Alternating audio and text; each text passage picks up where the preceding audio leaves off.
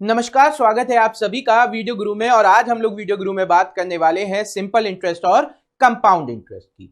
तो सबसे पहले समझते हैं इंटरेस्ट क्या है या ब्याज क्या है। अब एक बहुत सिंपल सी बात होती है, जब आपका ब्याज का केस आता है तो आपको पता है आपने कोई धनराशि किसी को दी, आपने कोई धनराशि किसी को दी। अब आपके दिमाग में आता है अगर मैंने किसी को कोई धनराशि दी तब मुझे ब्याज मिल रहा है, क्यों? अगर आप सिंपल भाषा में सोचें, इंटरेस्ट होता है किसी चीज में आपका रुझान या आप उसे क्यों करना चाहें। तो वैसे ही आप किसी को धनराशि दे रहे हैं, क्यों देना चाहें? क्योंकि उसमें आपका इंटरेस्ट है। अब इंटरेस्ट क्या है कि आपको इंटरेस्ट मिलेगा। देखो, नॉर्मल सी बात है, एक लॉजिकली अगर किसी आदमी के पास जाओगे, अगर उसके पास पैसा है, वो कहीं निवेश करेगा तो उसके बदले में उसे प्रॉफिट आएगा। तो आदमी जब किसी को उधार दे रहा है तो क्यों दे रहा है? ताकि उसके पास उसके एवज में पैसा है। तो जो पैसा आपके निवेश के एवज में आपको एक्स्ट्रा दिया जाता है वो आपका इंटरेस्ट है। या आप कह सकते हैं the extra amount you received when you give someone a loan. ठीक है, तो आपके डेप्ट, दिए गए डेप्ट के बदले में जो एक्स्ट्रा पैसा आपको मिल रहा है वो आपका ब्याज या इंटरेस्ट है। अब ये दो तरीके से लगता है, एक सिंपल इंटरेस्ट और एक कंपाउंड इंटरेस्ट, यानी एक साधारण ब्याज और एक चक्रवृद्धि ब्याज। साधारण ब्याज और चक्रवृद्धि ब्याज का एक बेसिक सा डिफरेंस होता है कि साधारण ब्याज हमेशा एक धनराशि पर लगता है और वो ये माना जाता है कि हर वर्ष समान धनराशि दे रहा है, ब्याज पर समान धनराशि दे रहा है। जबकि कंपाउंड इंटरेस्ट क्या करा जाता है कि ब्याज पर भी ब्याज देता है। क्या करता है? ब्याज पर भी ब्याज देता है। अब ये ब्याज पर ब्याज क्या है, ये जब हम लोग कंपाउंड इंटरेस्ट समझेंगे तब उसकी बात करेंगे। आज हम लोग बात करेंगे मेनली साधारण ब्याज की, यानी सिंपल इंटरेस्ट की। आज हम लोग बात करेंगे किसकी? सिंपल इंटरेस्ट यानी साधारण ब्याज। अब सिंपल इंटरेस्ट या साधारण ब्याज क्या है? आप जब किसी को एक धनराशि उधार पर देते हैं, यानी प्रिंसिपल, उसको हम क्या मान लेते हैं? प्रिंसिपल पी, यानी मूलधन जिसे हम लोग कहते हैं। मूलधन या प्रिंसिपल क्या है? वो धनराशि जो आपने किसी को उधार दे दी, वो धनराशि जो आपने किसी को उधार दे दी वो आपका प्रिंसिपल या मूलधन हो जाता है। मान लो आप है मिस्टर ए, आपके पास आए मिस्टर बी और इनने कहा भाई मैं बहुत अभी मुश्किल में हूं, मुझे पैसे की आवश्यकता है। क्या है? इस साल अभी मार्च में मेरा टैक्स कट गया बहुत ज्यादा, है ना, इनकम टैक्स चला गया, मेरे पास पैसा नहीं है, मुझे बहुत जरूरत है, आप मुझे पैसा दे दो उधार। तो मिस्टर ए ने कहा ठीक है भैया, मैं आपको 10,000 रुपये लेंट करता हूं। क्या करते हैं? ए ने उठा के 10,000 रुपये बी को दे दिए कि भैया तुम्हें जरूरत थी, मैं हूं, क्यों परेशान हूं, तुम 10,000 रुपये मुझसे ले लो। तो ए ने बी को जो 10,000 रुपये दिए वो उसका प्रिंसिपल हो गया, यानी कि क्या हो गया? मूलधन हो गया। ठीक है, लेकिन जैसे ही बी पैसे लेकर जाने लगा, ए ने कहा रुको रुको रुको रुको रुको, एक बात बताओ कि इस 10,000 के एवज में तुम मुझे क्या दोगे? उसने कहा एक काम करिए, मैं आपको जितना आप मुझे पैसा दे रहे हो उसका X% आपको पैसा क्या करूंगा? ब्याज के तौर पे दूंगा। तो उसने क्या कहा कि आपने मुझे जो भी पैसा दिया है उसका R%, कितना परसेंट? R% मैं आपको क्या कर दूंगा? ब्याज दूंगा। उसने कहा ठीक है। तो उसे पता चल गया इस 10,000 पे मान लो 10%, उसने क्या कहा? भैया मैं तुम्हें 10%, 10,000 का 10% ब्याज के तौर पर दूंगा। उसने कहा ठीक है, चलेगा। फिर उसने कहा, जाने लगा फिर भी, उसने कहा रुको रुको रुको, कितने समय के लिए लेकर जा रहे हो ये तो बताओ कि तुम मुझे मेरा पैसा कब लौटाओगे? 1 साल, 2 साल, 3 साल, 4 साल, 5 साल? इसने कहा भैया मैं आपको ये पैसा 2 साल में लौटा दूंगा। क्या कहा? भैया मैं आपको ये पैसा 2 साल में लौटा दूंगा, 10,000 रुपये 10% पे आपको ब्याज दूंगा और 2 साल में आपका पैसा लौटा दूंगा। तो ए बैठा, वो चला गया भी, ए बैठा, ए ने सोचा ये मुझे पैसा कितना लौटाएगा, ए ने सोचा ये मुझे पैसा कितना लौटाएगा। तो उसके दिमाग में आया सबसे पहले कि मैं इस पे ब्याज निकालूं, मैं क्या करूं? ब्याज निकाल लूं। अभी मैं बात कर रहा हूं सिंपल इंटरेस्ट की, तो सिंपल इंटरेस्ट ऐसा। तो उसके दिमाग में क्या आया कि जो मेरा सिंपल इंटरेस्ट है SI वो किसके बराबर होगा? उसने कहा मुझे 10,000 का, एक तरीके से समझिए, 10% ब्याज मिलेगा, 10% ऐसे लिखोगे, और कितने साल के लिए मिलेगा? 2 साल के लिए। 1 साल में इतना मिलता, 2 साल में 2 का मल्टीप्लाई, ये मेरा ब्याज हो जाएगा। तो सिंपल इंटरेस्ट का फॉर्मूला इस तरीके से क्या बना? SI is equal to principal into are into T divide by 100। Clear है? तो पता चल गया बी मिस्टर ए ने मिस्टर बी से कितना ब्याज लिया। क्या लॉजिक लगाया? देखो उसने 10,000 रुपए दिए थे, कितने समय के लिए, कितने रेट पर, R% पर, और T समय के लिए। इस R% का जो 100 है वो हमने नीचे लिख दिया। क्लियर बात? चलो ये बात क्लियर हो गई तो बहुत अच्छी बात है। तो SI का जो फॉर्मूला है वो होता है P into are into T upon 100। अब यहां पे इससे क्या होता है, इससे आपके कई फॉर्मूले बन जाते हैं। जैसे अब मैं बात करूं यहां पर, तो अगर मैं सोचूं कि यहां पर प्रिंसिपल मुझे चाहिए था, तो मैंने क्या किया, ये जो P है इसको यही रहने दिया, इस 100 को SI के साथ ले गया और RT को नीचे ले आया। तो P is equal to SI into 100 upon RT।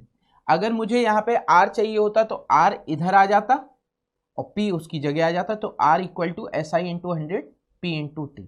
अगर मुझे T चाहिए तो क्या हो जाएगा, R नीचे आ जाएगा, T उस तरफ चले जाएगा, फॉर्मूला बन जाएगा। तो आपको पता चला PRT कोई भी फॉर्मूला हो आप इसी फॉर्मूले की मदद से निकाल सकते हो। सही है, आगे बढ़ते हैं। अब अगर ये सब हटा दूं और SI आपके पास आ गया तो आप क्या कहोगे, अमाउंट एक टर्म होता है कि मुझे कुल कितनी धनराशि मिलेगी। अमाउंट यानी आपका मिश्रित धन, अमाउंट यानी आपका मिश्रित धन। अमाउंट या मिश्रित धन क्या हो गया, अमाउंट या मिश्रित धन हो गया वो धनराशि जो कुल आपको मिल रही, यानी प्रिंसिपल और इंटरेस्ट। यहां पे इंटरेस्ट क्या है हमारा SI, तो अगर यहां पे हमको मिलेगा तो ये क्या मिलेगा, प्रिंसिपल प्लस SI। आई मतलब इंटरेस्ट, क्योंकि चाहे कंपाउंड इंटरेस्ट हो चाहे सिंपल इंटरेस्ट हो, प्रिंसिपल अमाउंट हमेशा आपका होगा प्रिंसिपल प्लस आई। अमाउंट क्या होगा, प्रिंसिपल प्लस आई। अगर सिंपल इंटरेस्ट हो रहा है तो ये SI हो जाएगा, अगर ये कंपाउंड इंटरेस्ट हो रहा होगा तो P प्लस CI हो जाएगा। ठीक है, यानी जो भी ब्याज मिल रहा होगा वो इसमें ऐड हो जाएगा। अच्छी बात है ये तो अगर मैं कह दूं P 100% है, SI आपका I% है, तब आपका अमाउंट क्या हो जाएगा, 100 प्लस I%।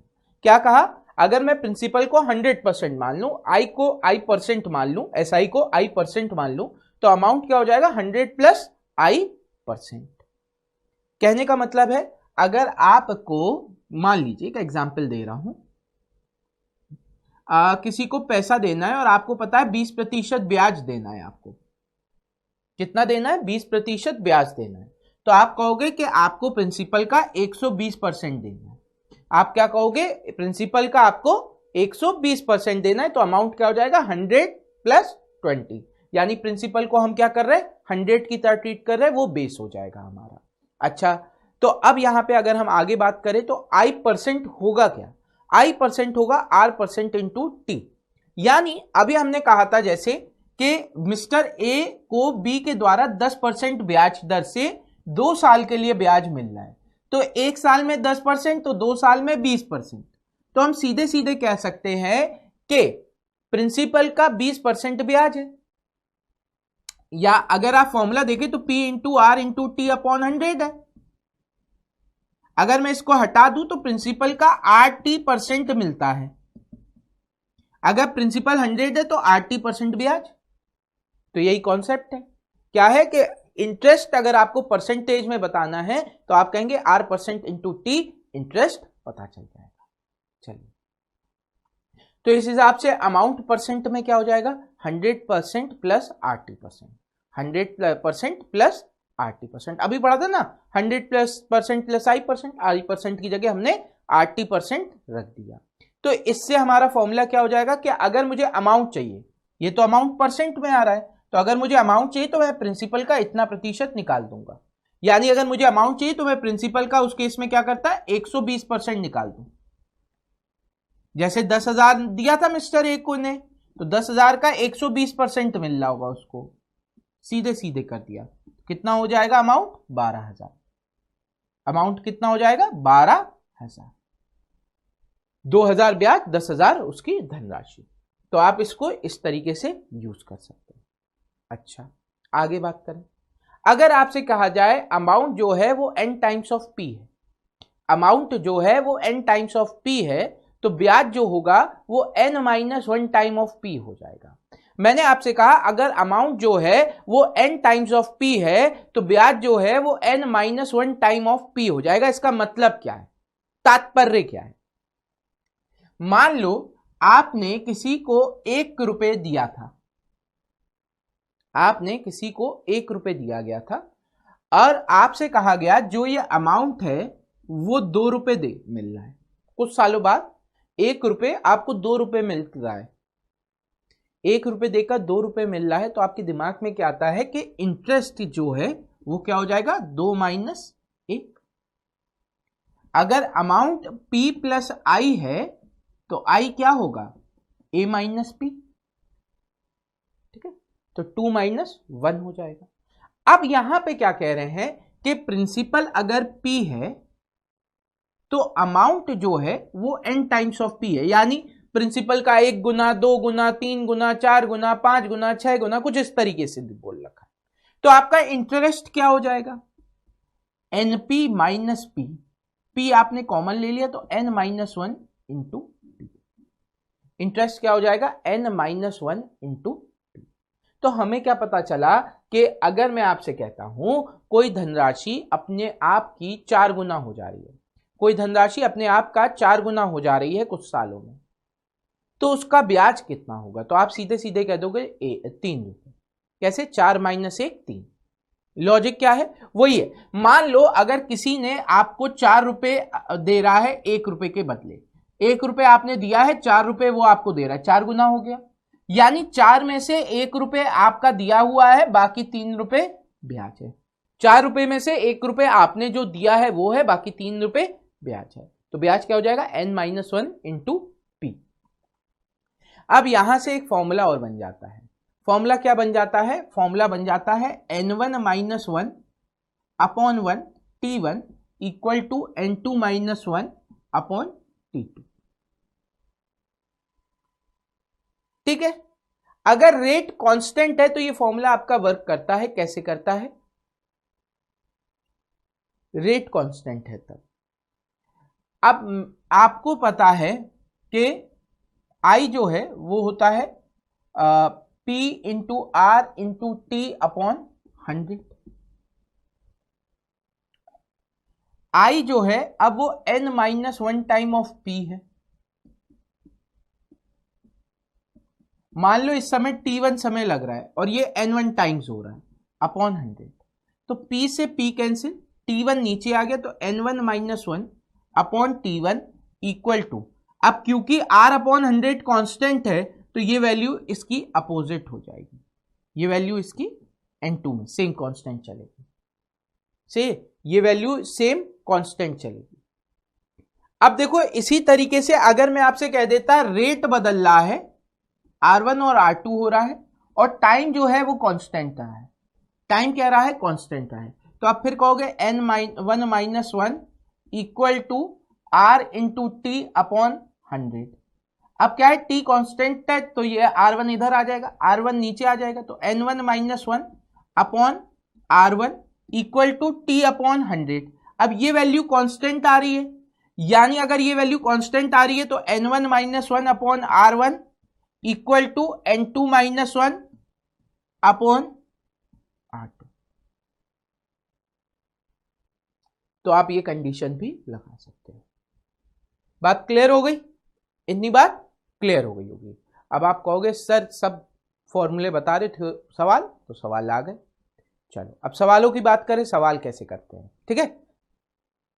कुछ सवालों की बात करेंगे तो यहां पे देखिए क्या लिखा है, if p equal to 2000, p जो है वो 2000 है, r 15% है और t 3 साल है।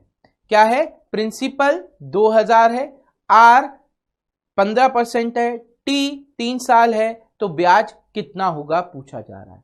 ठीक है, अब यहां पे जब कुछ नहीं दिया जाता है तो हमेशा हम साधारण ब्याज मान लेते हैं, जब नहीं दिया जाता है तो हम क्या मान लेते हैं, ब्याज साधारण ब्याज है। तो आपके दिमाग में क्या आया, 2000 रुपए पर 15% से 3 साल में मिलने वाला ब्याज क्या होगा। 2000 रुपए पर 15% से 3 साल में मिलने वाला ब्याज क्या है, तो आपने कहा 2 0 से 2 0 कैंसिल, 15 इंटू 20 कितना हो जाएगा 15 इंटू 2 30, एक जीरो और आ गया तो 300, और 300 इंटू 3 900, यानी आपको जो ब्याज मिल रहा है वो 900 हो गया। Option 4 is the right answer. Option 4 is the right answer. आप चाहते तो ऐसे भी कर सकते, बात वही पड़ती है कि 15 इंटू 3 45, 15 इंटू 3 45, यानी कि 9/20। 45% की फ्रैक्शनल वैल्यू क्या होती है? फ्रैक्शनल वैल्यू होती है इसकी 9/20। तो आपने क्या कहा कि 2000 का 9/20 भाग मिलेगा।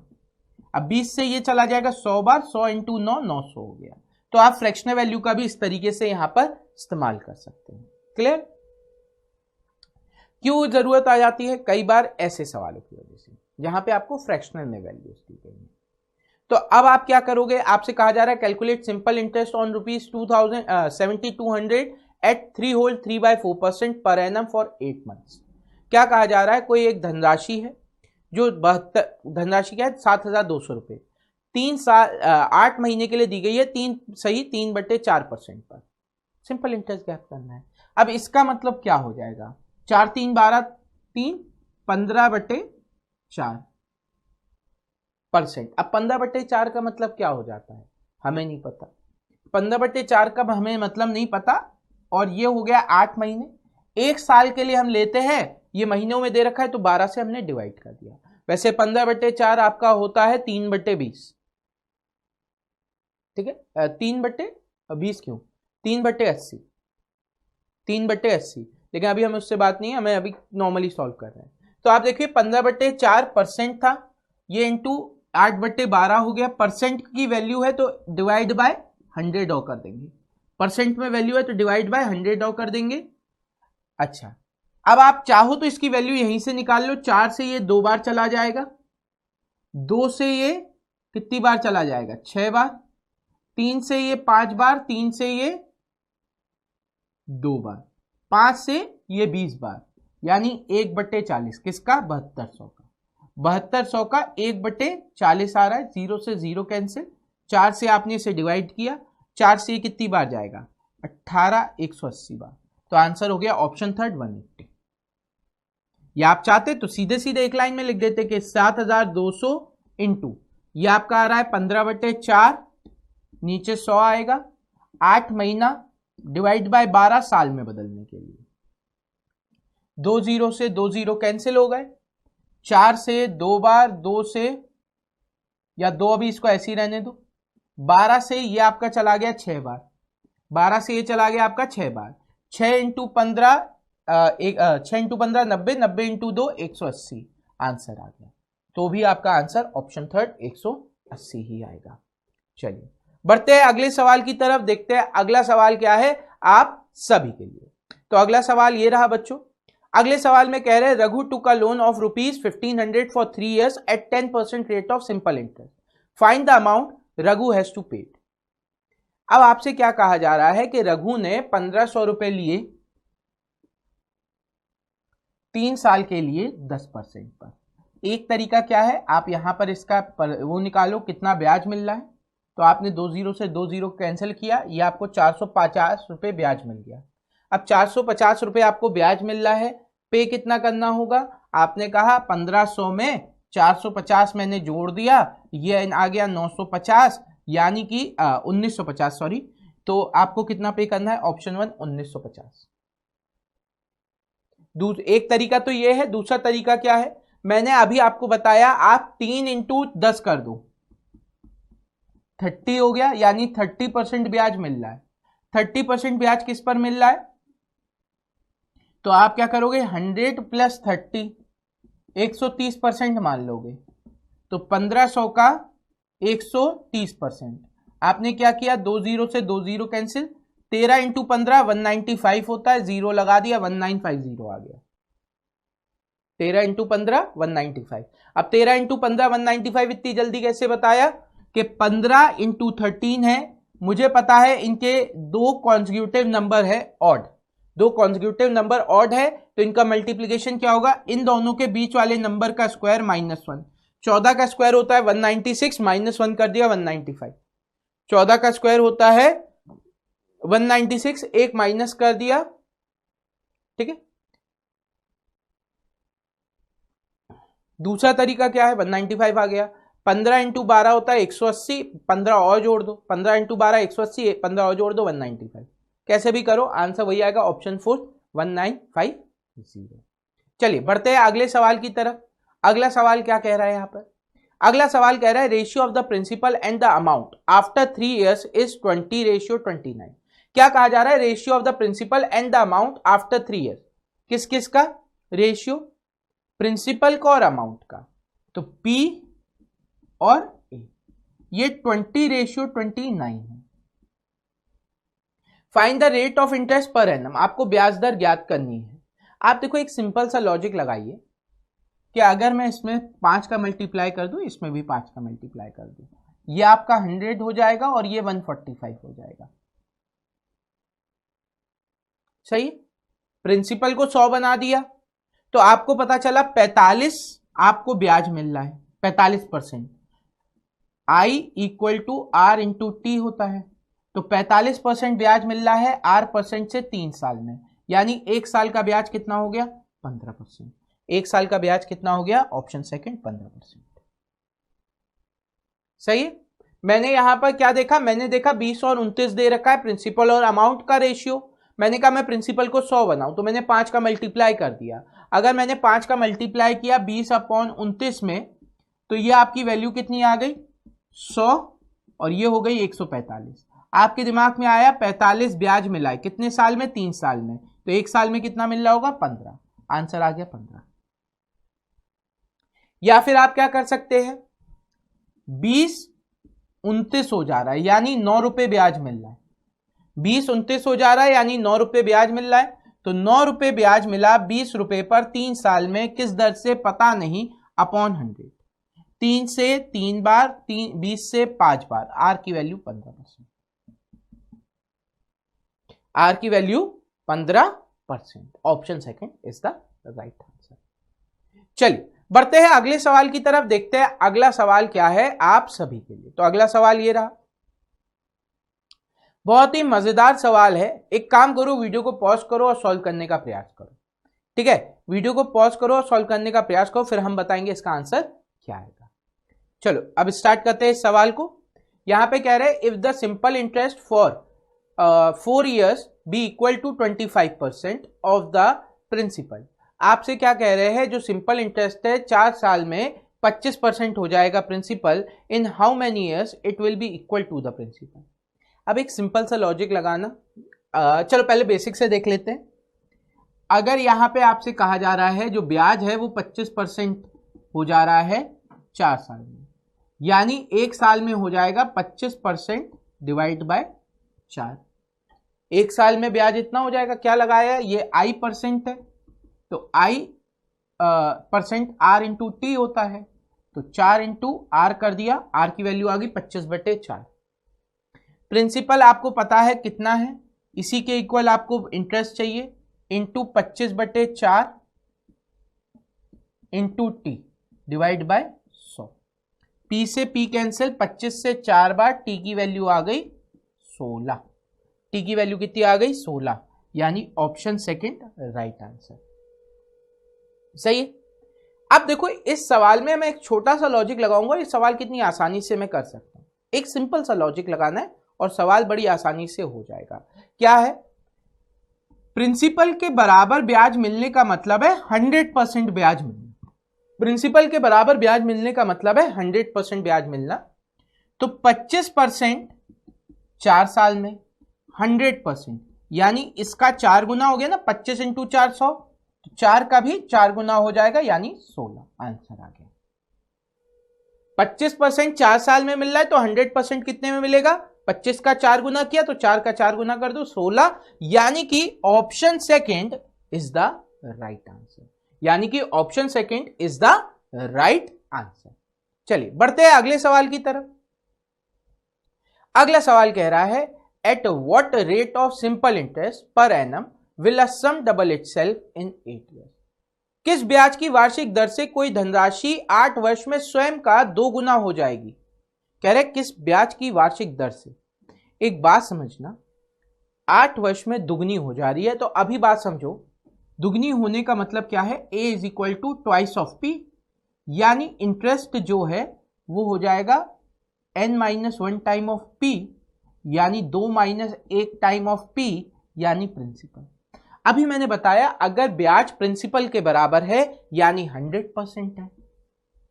ब्याज क्या है, 100% है। 100% r इंटू 8 ईयर्स में हो रहा है, तो 8 से आपने 100 को डिवाइड किया, 12.5%।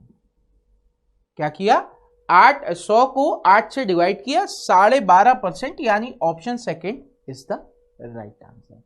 अब आपको इतना करने की जरूरत है नहीं, आपसे क्या कह रहे हैं, at what rate of simple interest per annum a sum double itself in 8 years. Double itself का मतलब क्या है कि दुगना हो जा रहा है, दुगना हो जा रहा है यानी 200% हो जा रहा है, यानी 100% ब्याज। दिमाग में सोचना है, प्रिंसिपल दुगना हो जा रहा है यानी 200% हो जा रहा है, यानी 100% इसमें ब्याज आ गया। अगर 100% इसमें ब्याज आ गया तो 100% 8 साल में आ रहा है, तो एक साल में कितना आएगा, 100 divide by 8, 12.5। 100 divide by 8, 12.5 answer आ जाएगा। चलिए बढ़ते हैं अगले सवाल की तरफ। बहुत ही प्यारा सा सवाल है ये भी। क्या कहा जा रहा है, if a sum become thrice of itself in 20 years. अब कोई धनराशि 3 गुना हो जा रही है। अब 3 गुना, आंख बंद करो, 3 गुना होने का मतलब है 100 रुपए थे 300 रुपए हो गए, यानी 200 रुपए ब्याज। इमेजिन करो, आपने किसी को दिए 100 रुपए और वो आपको 300 रुपए लौटा रहा है। 3 गुना मतलब 300 रुपए लौटा रहा है। आपने कितना दिया था, 100, 300 वो लौटा रहा है, यानी 200 रुपए आपको क्या मिल रहा है, ब्याज। कितना रुपए ब्याज मिल रहा है, 200 रुपए। कितने साल में, 20 साल में, यानी हर साल के हिसाब से आपको कितना मिला, 10। हर साल के हिसाब से आपको कितना मिला, 10, यानी ऑप्शन 1 10% आंसर हो गया। ठीक, वरना फिर से वो वही हो जाएगा। आप n-1 टाइम्स ऑफ p ले सकते हो, तो 3-1 टाइम ऑफ p, यानी ट्वाइस ऑफ p, तो 2p equal to p into are into 20/100। तो p से p कैंसिल हो गया, 2 से 10 बार, 1 0 से 1 0, r की वैल्यू आ गई 10। तो 10% option 1 is the right answer. सही। तो चलिए इसी के साथ आज के सेशन को करते हैं समाप्त। उम्मीद करते हैं आज का जो बेसिक कॉन्सेप्ट हमने एसआई का आपको बताया वो आपको समझ में आया होगा, आपको एसआई क्लियर हुआ होगा। अभी जैसे जैसे हम लोग इसे पढ़ेंगे आपके और एसआई से रिलेटेड कॉन्सेप्ट क्लियर हो जाएंगे। और ये एसआई का कॉन्सेप्ट क्लियर करना इसलिए भी जरूरी है क्योंकि ये कहीं ना कहीं आपको कंपाउंड इंटरेस्ट में भी मदद करता है, क्योंकि सवाल एसआई और सीआई पर मिलाकर भी आते हैं। लेकिन अभी के लिए बस इतना ही। अगर वीडियो गुरु का ये वीडियो आज आपको पसंद आया है तो वीडियो गुरु के बारे में अपने दोस्तों को जरूर शेयर करें, उनको भी बताएं इसके बारे में। अगली क्लास में मुलाकात होगी तो और कॉन्सेप्ट और सवालों के साथ हम करेंगे आपसे बातें, पर अभी के लिए इतना ही। Thank you everyone, have a great day and enjoy yourself.